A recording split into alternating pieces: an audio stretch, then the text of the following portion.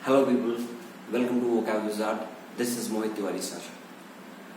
आज हमारा जो टॉपिक है वो इंग्लिश नाम होकर थोड़ा सा चेंज है। Constitution means polity.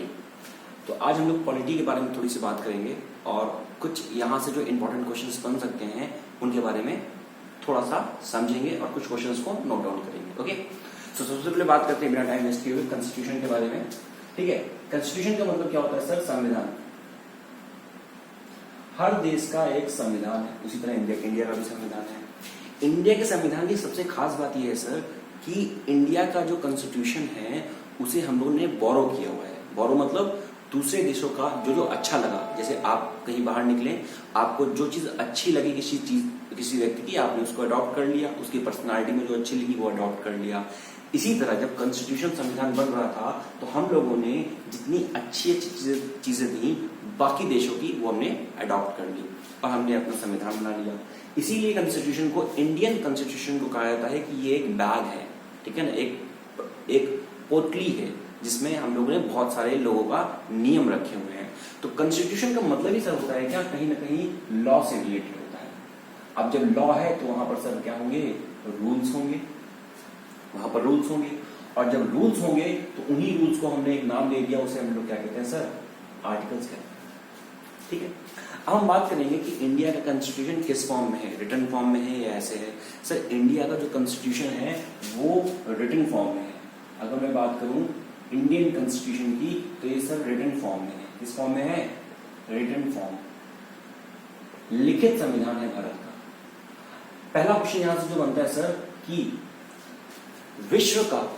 विश्व में किस देश का जो संविधान है वो लिखित का पहला संविधान है, means first written constitution of the world. तो सर वो है यूएसए का, यूनाइटेड स्टेट्स ऑफ अमेरिका का जो कॉन्स्टिट्यूशन है वो पहला कॉन्स्टिट्यूशन है जो लिखित संविधान है। और उसके बाद फिर उसके बाद कई सारे कंट्रीज आ जाती हैं, हमारा नहीं आता। तो पहला क्वेश्चन क्या बना sir? First written constitution, first written constitution, यानी कि पहला लिखित संविधान कहां का सर? वर्ल्ड का, दुनिया का पूरी, सर यूएसए का है। दूसरा सर यहां से क्वेश्चन बनता है क्या, सबसे बड़ा लिखित संविधान किसका है? सर वो हमारा है, Indian constitution. Indian constitution sir ये क्या है? वर्ल्ड लार्जेस्ट, या ये आप कह सकते हो क्या sir? Biggest written constitution ever, सबसे ज्यादा बड़ा लिखित संविधान हमारे देश का है। अब हम बात करते हैं सर कि जब हमने अपने कॉन्स्टिट्यूशन, ये दो क्वेश्चन यहां से हो गए, हमने सर जब अपना कॉन्स्टिट्यूशन बनाया तो उसमें समय कितना लगा? अब ये क्वेश्चन यहां से बन जाता है, तो इसके बारे में थोड़ी सी बात करेंगे हम। देखते हैं सर जब हमारा कॉन्स्टिट्यूशन बन रहा था तो अगर मैं बात करूं कि टाइम सर कितना लगा टोटल? सर कॉन्स्टिट्यूशन बनने में 2 साल 11 महीने और टोटल 18 दिन लगे थे सर।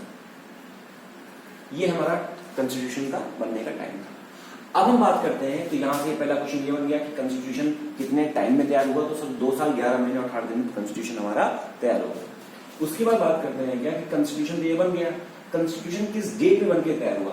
सर जो डेट थी वो थी हमारी 26 नवंबर 1949। 26 नवंबर 1949 में हमारा जो कॉन्स्टिट्यूशन था, भारत का संविधान है, वो बन के तैयार हो गया। इसी वजह से इस डेट को, कौन सी डेट को सर? 26 नवंबर को हम लोग मनाते हैं sir constitutional day, constitutional day, संवैधानिक दिवस। 26 नवंबर को हमारा संविधान बनकर तैयार हुआ, इस वजह से हम that day is celebrated as constitutional day, संवैधानिक दिवस मनाते हैं हम लोग। ठीक है, अब दूसरी बात करते हैं, यहाँ दूसरा क्वेश्चन बन चुका है।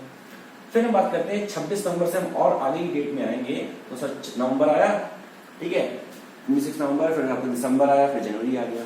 सर जनवरी में मैं जब आता हूं तो यहां से ये डेट याद आती है मुझे 24 जनवरी 1950। सर 24 जनवरी 1950 को क्या हुआ था? 24 जनवरी 1950 को दो चीजें हैं, यहां से दो महत्वपूर्ण काम हुए थे। सर पहला महत्वपूर्ण यहां से काम हुआ था कि जितने भी संवैधानिक समिति में जो लोग थे, यानी कि कॉन्स्टिट्यूएंट असेंबली में जितने मेंबर्स थे, उन्होंने संविधान पर साइन कर दिया था। All the members of the constituent assembly had signed on the constitution. सारे जो कॉन्स्टिट्यूएंट असेंबली के, संवैधानिक समिति के कॉन्स्टिट्यूएंट जो असेंबली थी सर, जिन्होंने कॉन्स्टिट्यूशन बनाया था, उनके सारे मेंबर्स ने इसमें साइन कर दिया था। बात समझिए सर, 24 जनवरी 1950 में कंस्टिट्यूएंट असेंबली के सारे लोगों ने कॉन्स्टिट्यूशन पर क्या कर दिया सर, साइन कर दिया, मोहर लगा दी कि ठीक है भाई, हमें ये सारी चीजें मंजूर हैं। दूसरी चीज क्या हुई थी यहाँ से, दूसरी चीज हुई थी 24 जनवरी 1950 में नेशनल एंथम सर, हमारा जो राष्ट्रगान है उसको क्या कर लिया गया था, अडॉप्ट कर लिया गया था कॉन्स्टिट्यूशन में। 24 जनवरी 1950 को ही हमने नेशनल एंथम को हमने अडॉप्ट कर लिया था कॉन्स्टिट्यूशन में। तो ये दोनों घटनाएं यहां से हुई। अब यहां से सर क्वेश्चन क्या बनता है सर, यहां से क्वेश्चन बनता है कि नेशनल एंथम सर लिखा किसने।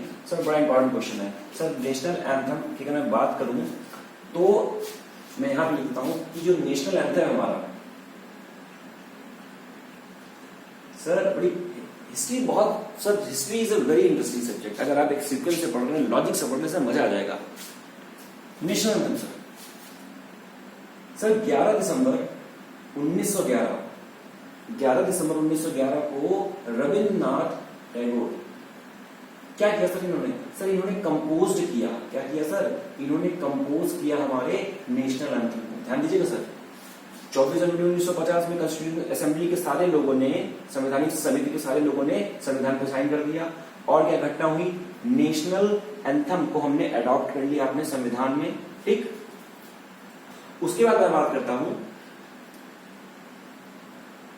संविधान में हमने अडॉप्ट तो कर लिया, लेकिन ये नेशनल एंथम सर बना कब था, यानी कि कंपोज कब किया गया था। तो सर मैंने पहले बताया कि जो नेशनल एंथम था दिया किसने था सर, रविन्द्रनाथ टैगोर ने। इन्होंने कंपोज किया था 11 दिसंबर 1911 को। लेकिन क्वेश्चन सर एक और बन जाता है, क्या कंपोज का तो क्वेश्चन यहां से बन गया, दूसरा क्वेश्चन यहां से बनता है कि when was the national anthem was first sung, यानी कि जो हमारा राष्ट्रगान उसको पहली बार गाया कब गया। तो सर इसी डेट को हम आगे बढ़ाते सर 27 दिसंबर 1911 सर ये आईएनसी इंडियन नेशनल कांग्रेस का सेशन हुआ था। कौन सा सेशन था sir, Calcutta session. Indian national Congress के कैलकाटा सेशन में हमने नेशनल एंथम को पहली बार गाया था सर, फर्स्ट सन। पहली बार हमने क्या किया था सर, पहली बार हमने नेशनल एंथम को संग किया था। तो ये क्वेश्चन बना यहां से क्या सर, नेशनल एंथम के बारे में, नेशनल एंथम क्या है, किसने बनाया, तो आई थिंक आप सारी चीजें क्लियर होंगी यहां से।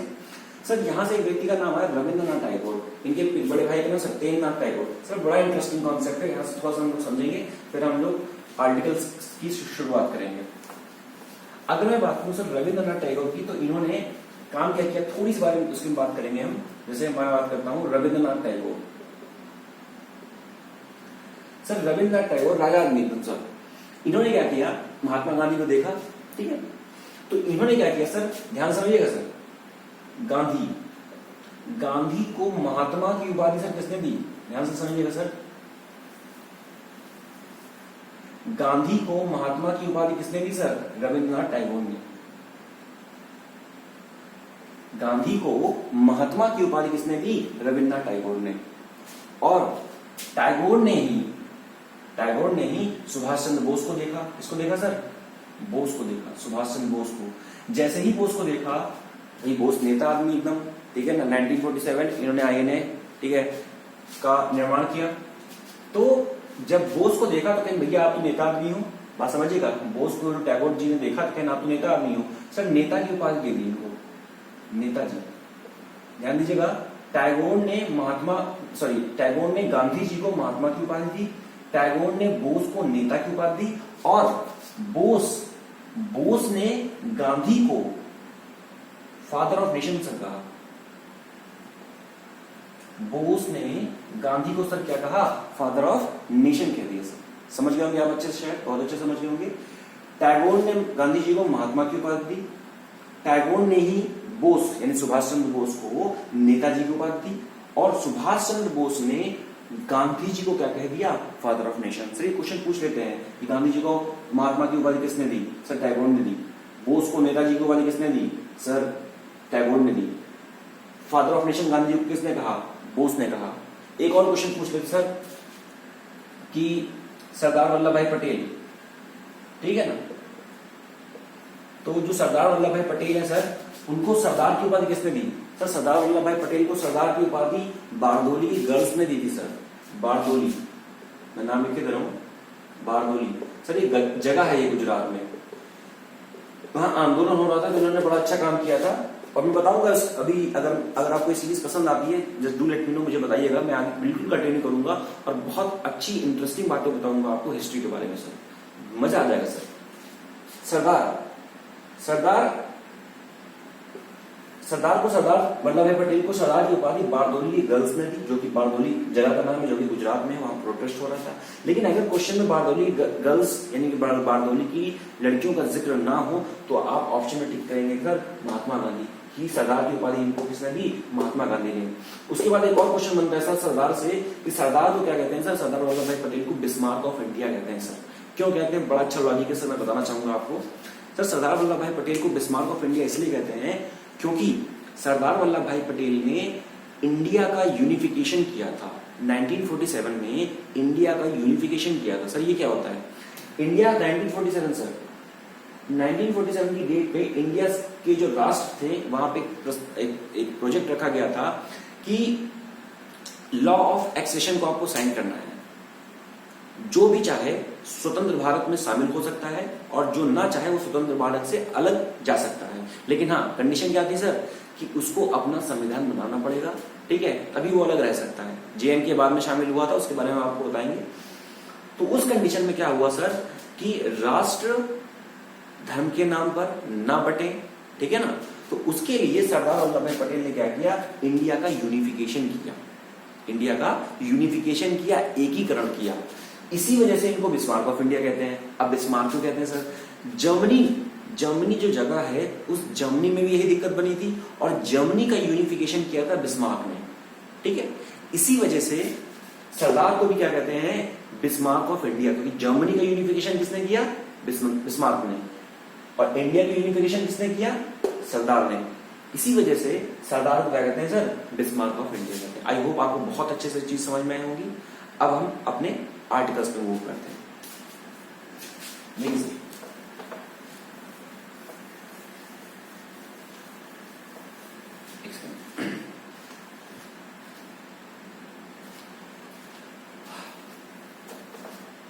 देखिए सर, अब हम बात करते हैं आर्टिकल्स के बारे में। मैं आपको थोड़ा सा ओवरव्यू दूंगा, मैं ज्यादा लंबी वीडियो नहीं बनाना चाहता, ठीक है, ताकि मुझे आपका फीडबैक मिल सके कि आपको वीडियो कैसी लगी और फिर मैं आगे कंटिन्यू करूंगा। तो सबसे पहले बात करते हैं सर आर्टिकल्स की। सर आर्टिकल्स मतलब क्या? आर्टिकल्स मतलब रूल, नियम। अब हम बात करते हैं आर्टिकल्स की। बात हुई तो आर्टिकल है कितने सर? कॉन्स्टिट्यूशन में सर आर्टिकल कितने हैं, ठीक है। तो सर हम बात करेंगे सबसे पहले जो हमारा कॉन्स्टिट्यूशन है उसको बांटा कितने पार्टों में गया है।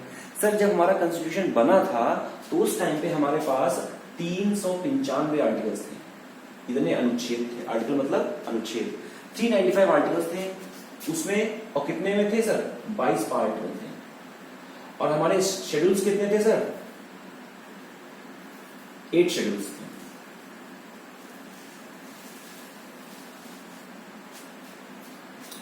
जब हमारा संविधान बना उस समय हमारे पास 395 आर्टिकल्स थे, 22 पार्ट में, 22 भाग में था और 8 शेड्यूल्स थे, ठीक है। लेकिन आज के टाइम पर हमारे पास जो आर्टिकल है वो 448 है, 448 आर्टिकल्स हैं। ये जो 22 पार्ट है ये बढ़ के हो गए सर 25 पार्ट, 25 पार्ट्स में है। और जो 8 शेड्यूल्स हैं ये बढ़ के सर हो गए कितने? 12। आई होप आप समझ गए होंगे। 395 आर्टिकल्स थे जब हमारा कॉन्स्टिट्यूशन बना था, संविधान बना था। अब जो आर्टिकल्स है वो 448 हो चुके हैं। पहले 22 पार्ट में थे, दोबारा कितने हो गए? 22 से 3 बढ़ गए सर, 25 बन गए। और यहां पर 8 से 4 बढ़ गए और ये समझ गए होंगे आप। तो ये हमारे थे पहले ये और अब ये थे। अब हम बात करते हैं आर्टिकल्स की। सर सबसे पहले आर्टिकल की मैं बात करूंगा तो पार्ट 1, जैसे मैंने बताया होगा 22 पार्ट है तो पहला पार्ट यहां से आता है, पार्ट 1। सर पार्ट 1 जो है वो 1 से लेकर 4 आर्टिकल तक है। सर आजकल जो लड़ाई हो रही है, दंगे फसाद हो रहे हैं, सर क्यों हो रहे हैं? सर इंसान से ज्यादा जमीन की कीमत है। तो सबसे पहला जो आर्टिकल वो भी इसी बात पे है, जमीन के बात पे, यूनियन एंड इट्स टेरिटरीज।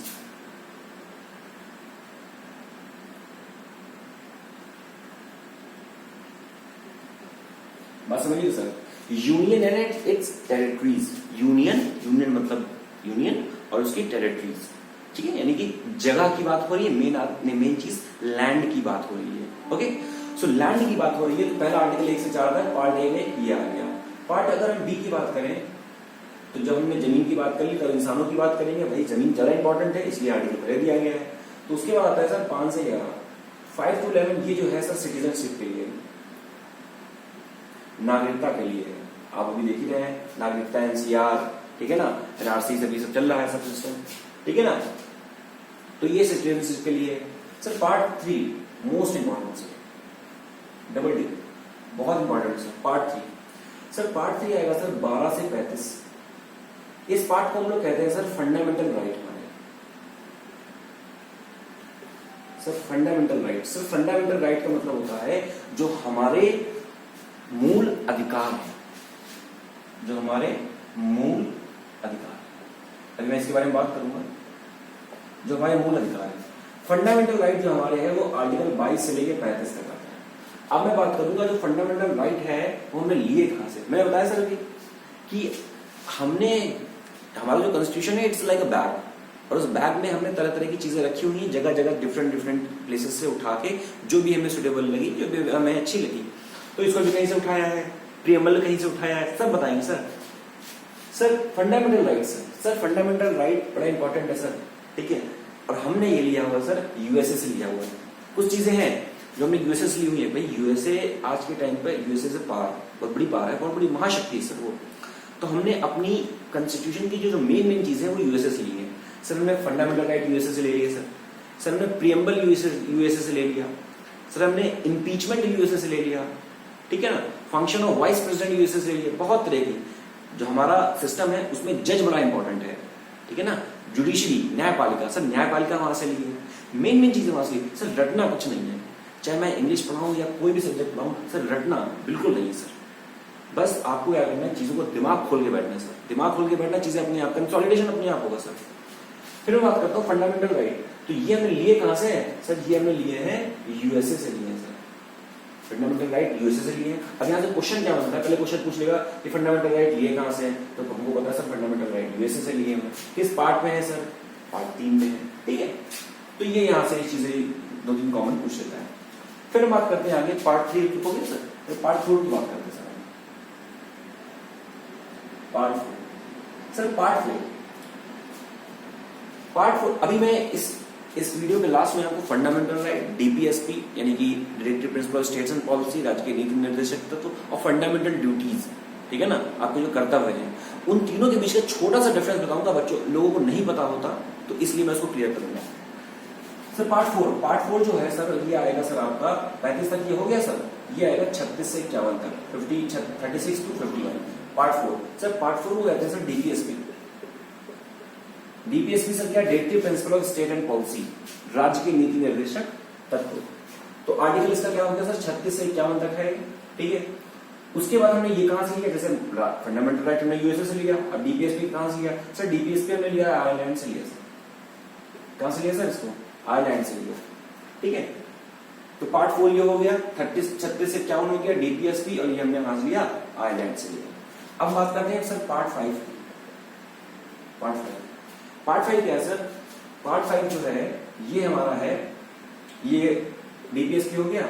अब हमारी आ जाएगी फंडामेंटल ड्यूटीज। अभी मैं इसके बीच से डिफरेंस बताऊंगा आपको, फंडामेंटल ड्यूटीज, ठीक है, शॉर्ट में इसको हम एफडी बोल सकते हैं, एफडी।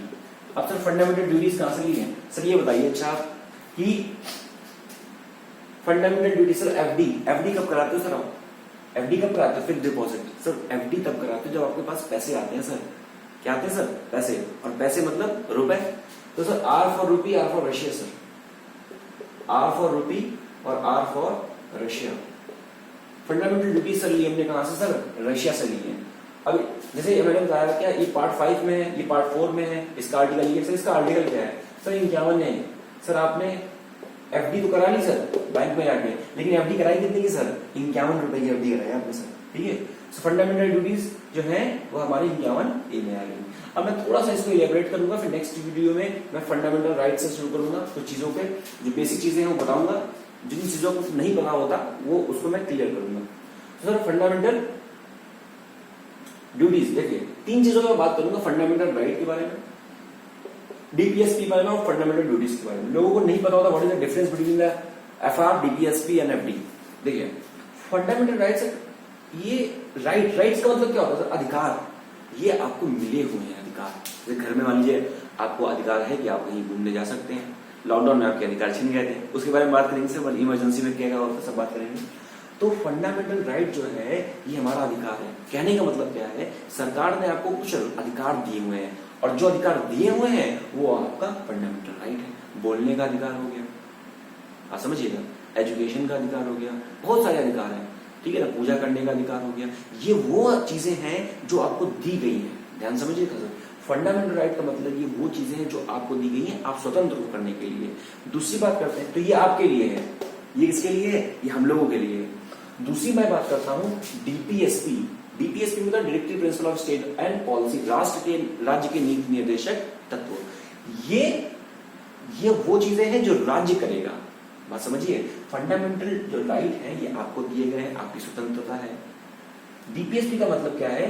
ये वो चीजें हैं जो राज्य करेगा आपके लिए। जैसे मान लीजिए राज्य ने बढ़िया कुछ पार्क बनवा दिए, ठीक है ना, बड़ी बढ़िया पॉलिसीज ला दी, बड़े गार्डन बनवा दिए, ठीक है ना, और मॉन्यूमेंट्स बनवा दिए। तो ये जो मॉन्यूमेंट्स बनवाए, पार्क बनवाए, है ना, इतनी बढ़िया बढ़िया चीजें बनाई, म्यूजियम बनवाए, तो ये राज्य आपके लिए कर रहा है। शिक्षा का व्यवस्था की आपके लिए कर रहा है। फंडामेंटल राइट अधिकार आपको दिए गए हैं, पर इन दोनों में डिफरेंस क्या है कि ये वो चीजें हैं जो राज्य कर रहा है आपके लिए, ठीक है। अब हम बात करते हैं फंडामेंटल ड्यूटीज। ड्यूटीज का मतलब क्या सर? कर्तव्य, मौलिक कर्तव्य। ये मौलिक अधिकार है हमारे, और ये क्या है? मौलिक कर्तव्य। मौलिक कर्तव्य का मतलब क्या हुआ? ये कर्तव्य करने हैं, ये ड्यूटी है सर आपकी। क्या ड्यूटी है आपकी सर? देखिए यहां पर गवर्नमेंट ने आपके लिए हॉस्पिटल बनवा दिए, म्यूजियम बनवा दिया, एजुकेशन की व्यवस्था कर दी, बढ़िया प्लेटफॉर्म बनवा दिया, रेलवे स्टेशन बनवा दिया, ये इसका काम खत्म राज्य का। अब आपकी ड्यूटी है, फंडामेंटल ड्यूटी है कि इसकी रक्षा करें आप, बात समझिएगा। आप नेचुरल चीजों की रक्षा करें, सेफ गार्ड करें, फॉरेस्ट को ना काटें, ठीक है ना, पार्क को गंदा ना करें, रेलवे स्टेशन को गंदा ना करें, ठीक है ना, फिर बच्चों को पढ़ाएं। इस तरह की चीजें हैं, ये आपको करनी, ये आपका कर्तव्य है। जो आपकी जो पब्लिक प्रॉपर्टी है उसको खराब ना करें, समझ रहे हैं ना बात को। तो ये वो चीजें हैं जो आपको करनी है, ये वो चीजें हैं जो राष्ट्र या राज्य आपके लिए कर रहा है, और ये वो चीजें हैं जो आपको दी गई हैं as a right, as a अधिकार। तो फ्रेंड्स ये मैंने डिस्कस किया अभी 1 to part 5, ये 5 पार्ट हैं फंडामेंटल राइट्स के, ठीक है, सॉरी हाँ 5 पार्ट है कॉन्स्टिट्यूशन के। ओके, नेक्स्ट वीडियो में बात करूंगा आपसे इसके बारे में सर। पहले फंडामेंटल राइट के बारे में बात करूंगा, ये फंडामेंटल राइट 12 से 35 और सारे सर मोस्ट इंपॉर्टेंट क्वेश्चंस, सारे मोस्ट इंपॉर्टेंट क्वेश्चन जितने मैक्सिमम बन सकता है I will just let you know. Okay, so मैं चाहता हूं कि आप इस वीडियो के डिस्क्रिप्शन में एक कमेंट जरूर रखें और ये बताएं कि आपको ये वीडियो कैसे लगी। अगर थोड़ा सा भी ये इन्फॉर्मेटिव है आपके लिए तो just do let me know, बताएं, ताकि मैं नेक्स्ट वीडियो बना सकूं, कैरी आउट कर सकूं, ताकि मैं आपको मैक्सिमम क्वेश्चंस दे सकूं from this polity section. Okay, and बाकी इंग्लिश की क्लासेस हमारी जो भी है वो चलती रहेंगी, पर फिर भी मैं इस सेक्शन को कंटिन्यू करना चाहता हूँ because I have a keen interest in polity and social science, ठीक है। So just do let me know with the comments and share the video and spread the expression. Thank you. This is Mohit Tiwari sir, Vocab Wizard. Jai Hind.